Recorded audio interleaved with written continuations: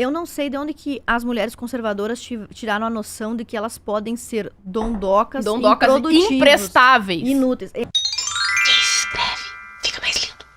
Fiz sobre masculinidade, você lembra? Sim, eu comento às vezes até. Tem muitas coisas boas que você faz. Fiquei bem feliz, assim, eu não imaginava. Isso Que era o aconteceu porque eu tinha tomado umas doses de cogumelo, tá? Aí você vai dizer que não lembra. Juro, eu dropei cogumelo, acho que uns 4G. E aí eu comecei a pensar sobre esse assunto. E pensei. E eu pensei, meu Deus do céu, eu preciso escrever sobre isso aí.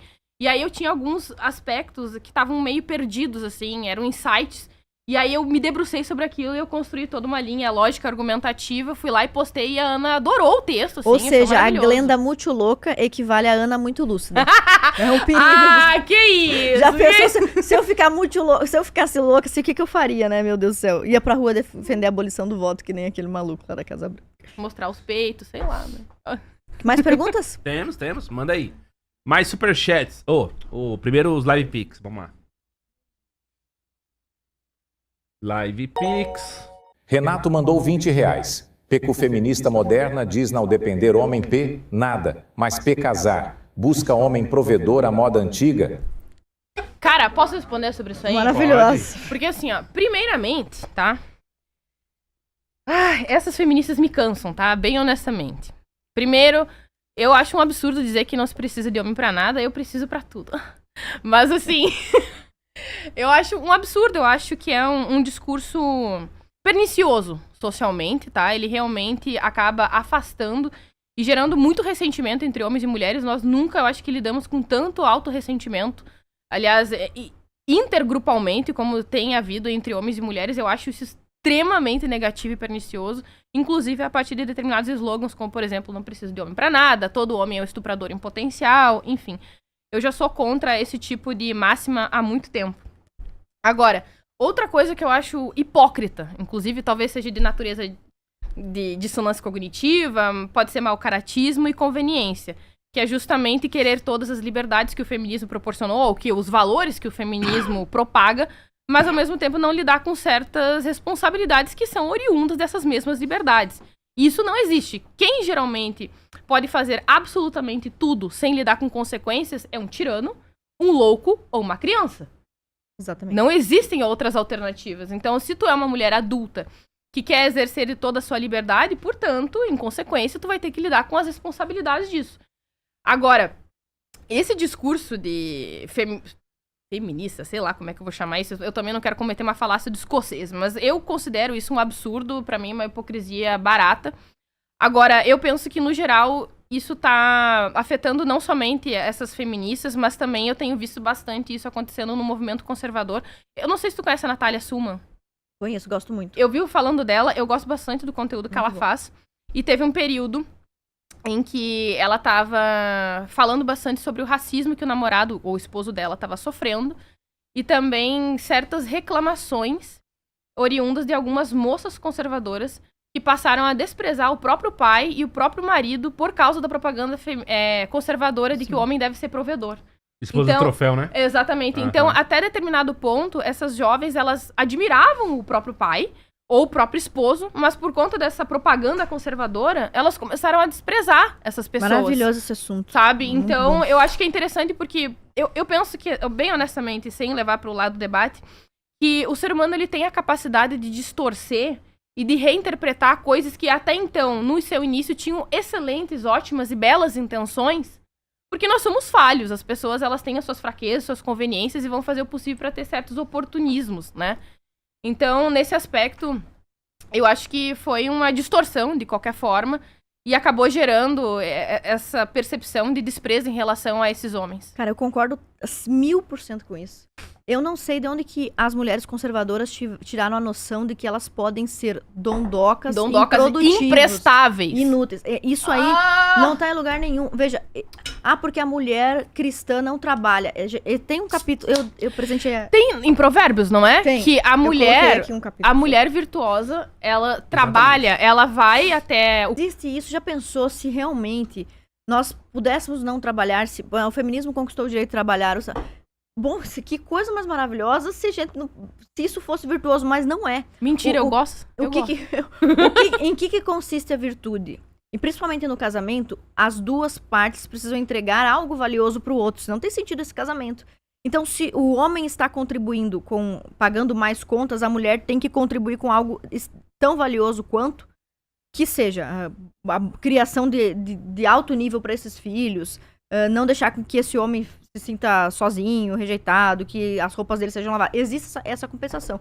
Mas olha, hoje em dia, nesse mundo extremamente confortável, máquina de lavar roupa, iFood, restaurante, a pessoa, aos 20 anos, ela resolve ficar plena e dizer, agora eu sou mulher conservadora, eu vou ser dona de casa. De que casa? Né? Peraí. Isso não é um desrespeito, mas assim, ó.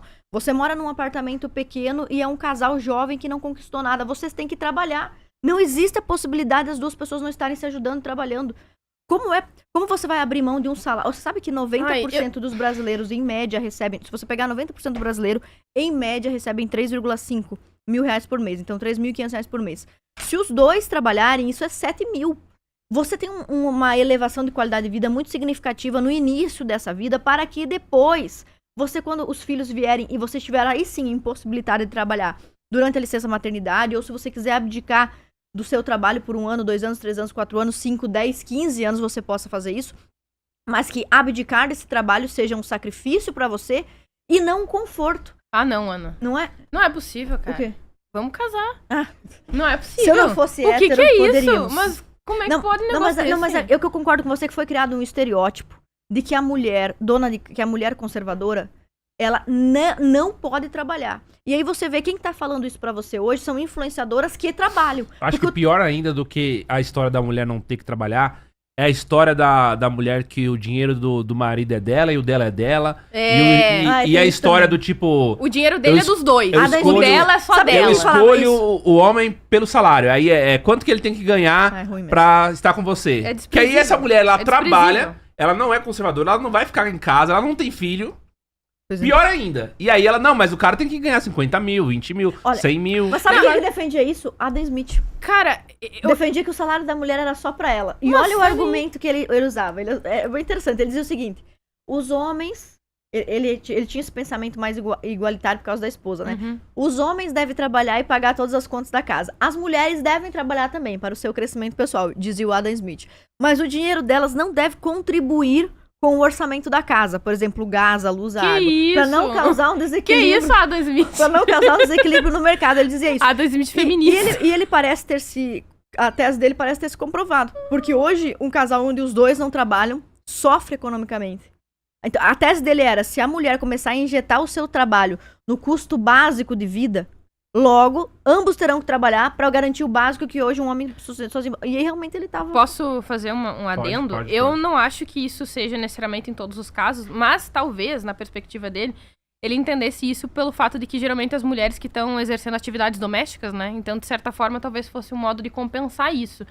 Mas, trazendo um dado em relação à fertilidade, coisa que eu descobri recentemente no canal, no perfil chamado Econometria, eu acho que tu vai gostar desse perfil, em que ele traz dados recentes de que até os anos 80 a qualificação da mulher era correspondente à diminuição da fertilidade.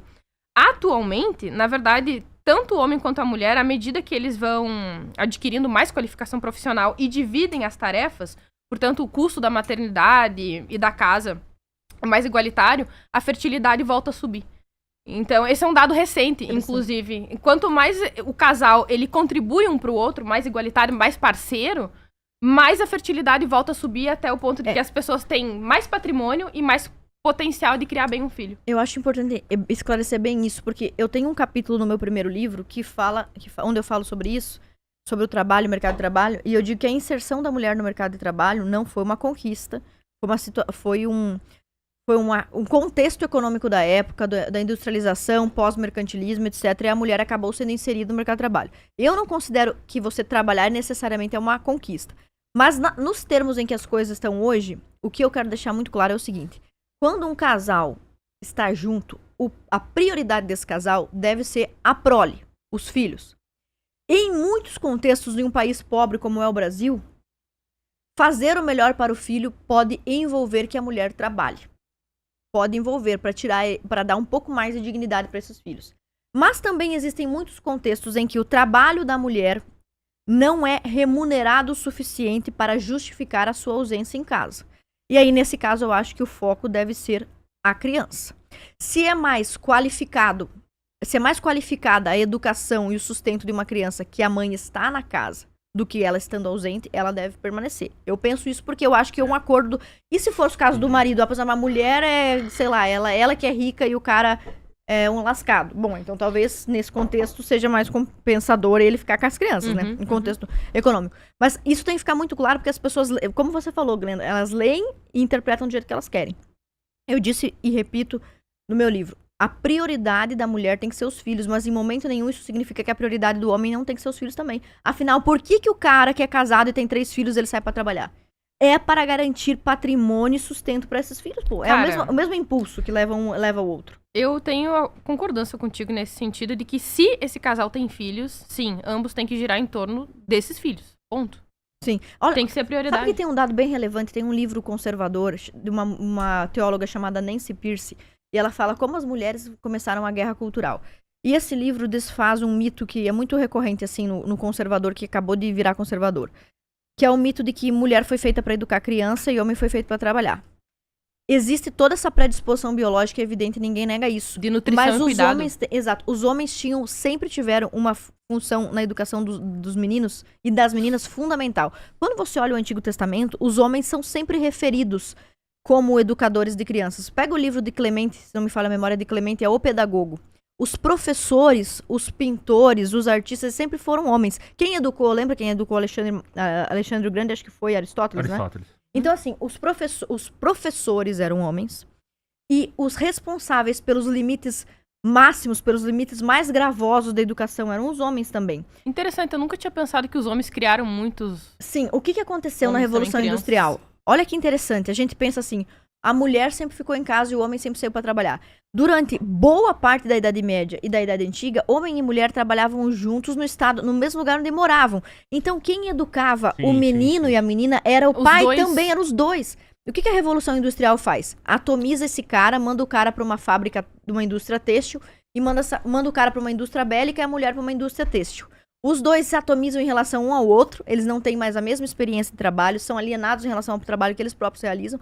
É por isso que, assim, ó, o capitalismo é o modelo que mais funcionou, né? Não é o perfeito, mas é o modelo que mais funcionou. Mas em momento nenhum um conservador pode ser um defensor do capitalismo selvagem. Tem diversas coisas que o capitalismo prejudicou a família. O capitalismo selvagem prejudicou a família, que a Revolução Industrial prejudicou a família, por exemplo, ao atomizar o homem e a mulher. Antes o homem era sapateiro, a mulher era o quê? Auxiliar do sapateiro. E os moleques eram o quê? O sapateiro também. Eles aprendiam aquele ofício, eles sentiam identidade com aquela família, transmitia valores. O pai, enquanto estava vendendo um sapato para um artesão vizinho, ele aproveitava para ensinar para o seu filho lições de economia, lições de honestidade. Olha, meu filho, fomos nós que perdemos o cadarço desse sapato, seremos nós que iremos arcar com essa despesa. Então, os pais sempre foram educadores. O que tirou o pai e a mãe de dentro de casa, tirou ambos, foi a Revolução Industrial, foi esse tipo de trabalho que nós temos hoje, que é um novo modo de produção. Que é um modo de produção, dadas as devidas proporções, de ter que concordar com Karl Marx, mas em alguns momentos é um modo de produção alienador. Por exemplo... Hoje a Ana teve que concordar com liberais, muita coisa com errada Karl fiz Marx. hoje, não, mas olha só, realmente... Mas isso tá naquele livro, o Warren Boys, né? Que fala a respeito do problema. Que aí vamos supor que a criança não tem nem pai em casa, porque o pai sempre se divorciou. Aí ela tem uma mãe, ela tem uma professora, ela tem no máximo ali uma presença masculina que é alguém da família, mas ela não tem em quem se espelhar. Perfeito. Exato. Isso também causa a crise dos meninos. Os meninos têm que ter um referencial masculino. Imagina, eu não estou sendo pai de verdade se eu saio de casa às 7 da manhã e chego às 9, morto e cansado e vou dormir. Eu sei que essa é a situação de muitos brasileiros. É por causa que nós somos um país que nem todo lugar tem qualidade de vida. Mas você entende que esse filho não está tendo, de fato, um referencial masculino como ele deveria ter? Então, as pesquisas indicam que a criança tem que ter um referencial do polo feminino e um referencial do polo masculino para ter uma educação excelente, para ter a melhor educação possível. Não que outros modos não possam garantir uma boa educação, mas estatisticamente falando, esse é o melhor modelo. Então, da onde que tiraram? Eu acho um absurdo as mulheres cristãs dizerem que toda a educação é responsabilidade da mulher e que todo o sustento é responsabilidade do homem. Não ambos. É claro que a mulher pode não ganhar dinheiro, mas ela tem que contribuir com o sustento da casa de alguma outra forma. Ela Não é pra ser emprestável. Exatamente. Por exemplo, quando a mulher cozinha, ela tá contribuindo com o rendimento da casa. Porque cozinhar é mais barato do que sair pra... Mas assim, ó, eu vou ser bem honesta, tá? Em relação a esse assunto, porque eu acho que muitas vezes as feministas, elas erram nisso também, tá? Mais uma coisa aí que eu sou contra as feministas. Eu não gosto dessa perspectiva de infantilizar as mulheres de que o trabalho doméstico é tão pesado quanto o trabalho no mundo externo. Isso não é verdade. Definitivamente, eu não consigo concordar com isso. E alguns vão dizer assim, mas é porque tu nunca foi dona de casa. Pelo amor de Deus, sou eu que limpo a minha casa. Eu só não tenho filhos. Nesse aspecto, eu penso que realmente é muito mais exigente. Não tem comparação, principalmente nos primeiros anos, na primeira infância. Mas uma mulher que simplesmente só limpa a sua casa, ela é responsável pela manutenção... Pelo amor de Deus, gente, isso é a coisa mais sozinho você já tem que limpar a sua casa, né? Exatamente, é muito fácil, é muito simples. Basicamente, tu faz na hora que você quiser, tu acorda a hora que você quiser, com os teus próprios critérios, na ordem que você quer, cuidando das suas próprias coisas e da pessoa que você ama. Aí vai comparar com um cara que acorda 7 horas da manhã, ou uma mulher, tem que se arrumar, fazer maquiagem, pega um metrô lotado, um ônibus lotado, fica horas lá trancado numa lata de sardinha, tem que lidar com competição dentro do trabalho, talvez com assédio, com humilhação do chefe, com fofoca, aí tem que lidar com meta, volta pra casa, fica mais 2, 3 horas dentro de um ônibus de novo, chega em casa, tá morta, destruída, acabada, vai lá, tem que almoçar, jantar, tomar banho e vai dormir pra fazer a mesma coisa no outro dia. Pelo amor de Deus, não, se for um casal sem filhos...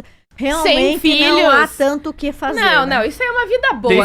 É vida de dondoca, tá? Isso mas é claro que quando você tem filhos, aí é diferente. Aí eu penso o seguinte, a mãe, ela é absolutamente valiosa e não há salário que pague. Você vai ter que pagar uma babá, uma tata, uma alfabetizadora. A mãe pode fazer absolutamente tudo isso se ela se dedicar. Então, o valor de uma mãe, eu estimo hoje, quando eu faço uma conta superficial, eu estimo o valor de uma mãe em 6 mil, não que a mulher seja precificável, mas uma mãe hoje fazendo um bom trabalho, ela equivale a ganhar um salário de 6, 7, 8 mil reais. Que é o que vai custar uma creche, uma babá, de qualidade, os materiais. Então, uma mãe, ela supre essa necessidade e ela contribui, quando é uma boa mãe, com o orçamento da casa ao fazer esse trabalho. Que, na minha opinião, é o trabalho mais valioso que existe. Mas eu posso concluir a pergunta? Claro. Como era o nome do menino que fez a pergunta? Meu Deus, gente, você já esqueceu do cara faz 1000 anos. Mas eu não esqueci. Ele falou assim, o que você acha dessas mulheres que dizem que não precisam de homem pra nada? Então, eu sei que você não gosta muito de fofoca da vida alheia, porém... Mentira, eu gosto de fofoca, só não pra argumento, mas eu gosto de fofoca. Mas então, eu vou usar como argumento uma fofoca que não é minha, da Camille Palha. A Camille Palha disse... Uma vez fez uma fofoca em rede nacional com respeito à Gloria Steinem. Ela diz o seguinte... Gloria Steinem cunhou uma frase. As mulheres precisam dos homens... Como um peixe. Como um peixe precisa de uma bicicleta. E aí, a Camille Palha fala o seguinte... Você disse que não precisa dos homens pra nada, mas todas as vezes que você vem pra uma festa, cada vez que vem, está acompanhada com 1, 2, 3 ou 4 homens diferentes. Fofoca. Mas o ponto não é só isso. A Gloria Steinem, além de tudo isso, ela foi patrocinada... Essa sabe. Ela foi patrocinada pela CIA, que é composta por homens poderosos da elite americana. Então, ela foi patrocinada por eles. Gostosos. E, além disso, andava sempre com 10, 15 homens atrás do homens malhados. Eu só ia comentar que... Vocês viram aquele vídeo da mulher falando assim, cheguei... Ela chega, acho que não sei se é num terapeuta, em alguém que vai dar desabafada, e fala assim, eu tive que separar. Por quê? Porque o marido não me ajudava em casa. Tá. E agora você morando sozinho, não tem que arrumar a casa do mesmo jeito? Aí ela, é mesmo? Eu só não tinha pensado nisso. Não, mas que se ela tivesse trabalhando, aí faria sentido. Fora. Aí faz sentido. Não. Gente, eu acho que também não? Não. Porra, mas daí é não, eu acho que as relações íntimas conjugais, elas têm que ser de parceria. Se você não tá disposto a ceder e entregar, pelo amor de Deus, você é um peso na vida do outro, né? Eu acho que sim. Agora é o seguinte, a mulher trabalha muito e o cara trabalha muito. Então, em casa, vamos se ajudar. Esse é um casal que trabalha muito e que consegue uma boa qualidade de vida, pode junto pagar alguém para ajudar no serviço doméstico. Veja bem, o serviço que a gente chama de serviço entrópico, ele é valioso porque ele é necessário. Mas, assim, todos os serviços, quando você olha para uma família, a família brasileira hoje, média ou de classe baixa, todos os trabalhos são dignos, né? Aquele que sustenta a sua família é um trabalho digno, com exceção do trabalho do job, né? Mas, no geral, os trabalhos são dignos. Então, assim, eu acho que o casal tem que ter a dignidade de juntos fazer o melhor Pra ambos. Pô, isso é o casal que tem que decidir isso. Não é o movimento feminista e não é ninguém mais. É o casal que sabe o seu... Eu conheço um casal que, infelizmente, caiu nesse negócio aí de mulher conservadora não trabalha, mulher conservadora não trabalha, e simplesmente esse casal se endividou, se lascou e se complicou de um jeito absurdo, assim. Teve um outro caso, desculpa te interromper, que foi não sei se foi realmente um casal famoso, influenciador, mas que entraram nessa pira também, de que mulher não trabalha, mulher não faz nada, só fica em casa cuidando dos filhos, né? Como se fosse uma paredeira. A questão é que esse homem morreu. E essa mulher ficou com uma mão na frente e outra atrás, não sabia mais o que fazer. Não tinha nem uma meia, o cara. Viúva que teve que começar a pedir esmola, cara. Simplesmente porque ela já não tinha mais como sobreviver. Esse é um outro problema também, né? A mulher, ela quer ficar muito tempo em casa, aí depois ela precisa voltar pro mercado de trabalho, mas ela já tá ultrapassada, esse daí, então, era né? provedor de Taubaté, né? Porque... Não, pois é que tá. Você dublê de rico agora. Tem gente que tá querendo assumir isso. Tem uma pessoa na minha família que, de fato, o cônjuge... Na minha família, assim, bem próxima, que o cônjuge morreu de Covid. E, infelizmente, com 3 filhos, a mulher não tinha MEI, não tinha carteira assinada. Não tinha experiência. E era dona de casa. Nossa, cara, desculpa. Então, assim, eu não consigo defender isso. Eu acho que mundo maravilhoso e ideal. Um marido que provê o suficiente para que sua mulher possa cuidar dos filhos com qualidade e com qualificação, né? Não é pegar e ficar que nem Dodoca assistindo fofoca no programa da tarde e colocar um moleque lá na creche o dia inteiro sem necessidade.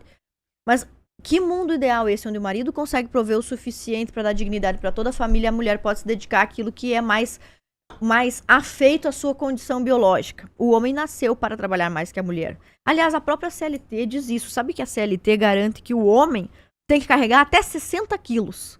Mas tem uma questão física também. E a mulher até 25 quilos. A mesma CLT que diz que o salário tem que ser igual, em virtude de exercerem o mesmo trabalho, diz que os homens podem carregar 60 quilos e as mulheres só 25. Então o homem, ele foi afeito, ele tem as características biológicas necessárias para fazer os trabalhos mais pesados e perigosos.